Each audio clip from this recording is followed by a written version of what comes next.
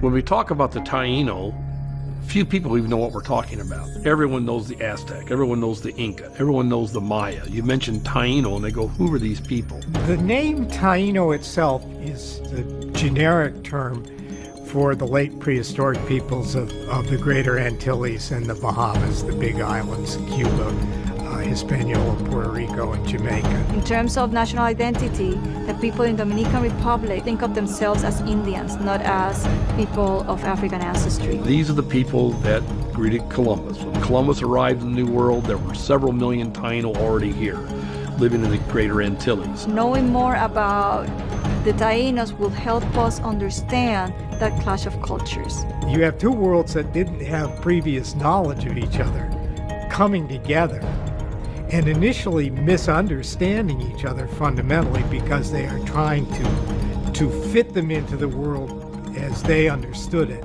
when in fact this was something totally new and unprecedented. There was a large number of indigenous population, the Taino, that were decimated, assimilated, or just disappeared within the first 10 to 20 years of contact with the New World.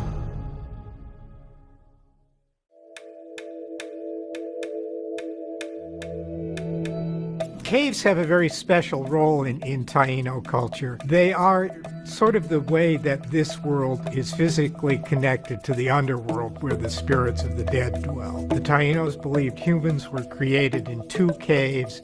The Taino people came from one cave, and all the non-Taino people came from another cave. The Padre Nuestro complex of caverns is really 4 water-filled caverns and then several others that are land. And it's one of only now 9 sites known with early stone materials. When I look at Padre Nuestro, what I look at is its implications for the actual people in the Caribbean, which is one of the last places in the world that was inhabited.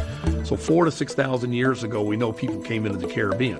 The question is, where did they come from? Probably the first wave coming into the Greater Antilles came from the mainland, probably Yucatan, by boat. Came across, inhabited Cuba, inhabited Dominican Republic, and we have evidence of that. The Manantial de la Leta, I think, has a special place among caves and caverns in that it has a very vertical, a direct vertical connection from a watery pool, a watery underworld, if you will, through the surface of the earth to the heavens. And the only way you can explain these objects that date from 600 years before Columbus contact right up to the time of Columbus is that they were offered underwater and they were preserved there in an anaerobic, no oxygen, very little sunlight penetrating, and that's La Aleta. It has the largest diversity of Taino objects of organic and ceramic that we've seen anywhere else, and they were all placed there on purpose. They were all offered to the gods,